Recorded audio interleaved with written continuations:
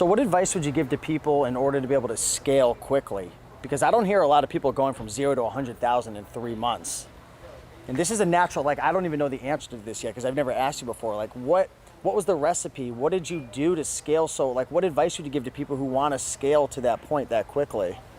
I think just have a lot of listing and a lot of like do good customer service that give you buy box. You have good feedback and yeah, a lot of good customer service. Got it. And another thing I have suggest is like hire good VA.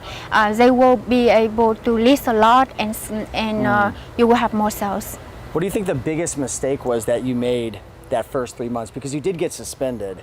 Oh. Unfortunately, which is actually, I don't know if it's common, but I talk to a lot of drop shippers and it always seems like whether you're a drop shipper or even selling on Amazon in general, or if you're running Facebook ads, running a Shopify store, like usually you're gonna get your Facebook account suspended every now and then. Like it happens on eBay and Amazon, especially with drop shippers. So it's kind of part of the game. So like, what did you learn from that experience? Is there anything that you can share with people who are watching who or, you know, they're getting started and they're trying to figure out what should I avoid? What are some mistakes that I should avoid? I just feel like when I hire my first or second VA, I just kind of overlook their work a little bit because I just trust them with all the listing and don't review them. Yep. And so they list some brand that is like a restricted brand and the store just gets suspended.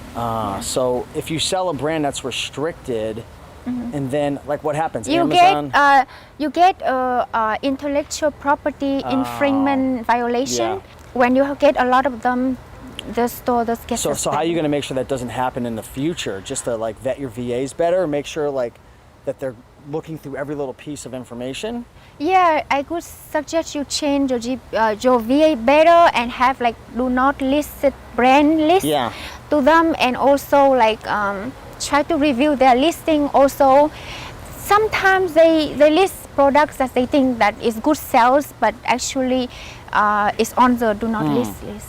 How do you, Lon, I'm curious, how do you choose? I know you said you were using Jungle Scout, which is a great software. A big shout out to Greg Mercer. I've had him on my channel before. Oh, really? Yeah, oh, he's amazing. I think he's the founder of Jungle Scout. But when you're using the software, what specifically are you looking for on Amazon when drop shipping for products to drop ship? And if you're brand new, should you be going after only certain products if you're new versus if you're at the point where you're doing 40 to 100,000? I'm sure you're going to get back up to 100,000 soon, but like, how do you choose a product when you're new? Should you only choose certain profit products? Like, what advice would you give?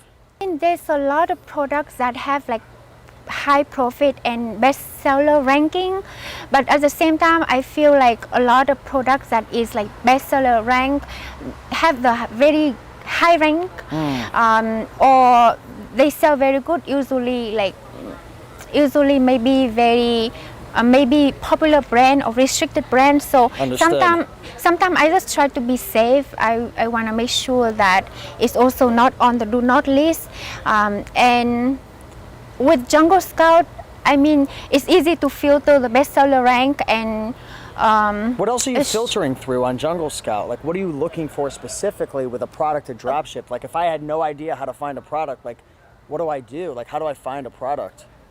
So you just search for different category. Okay. What you wanna sell. So maybe health and beauty I wanted to get into. into. And you can filter.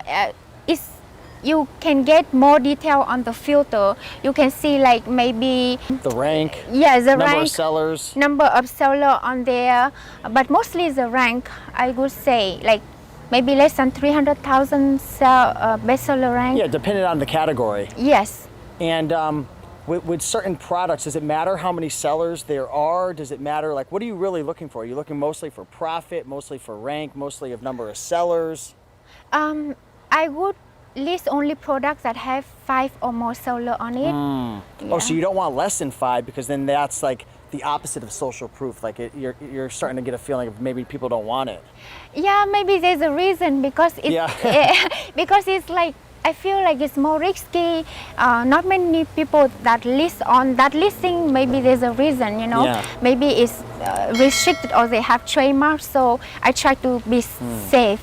Interesting.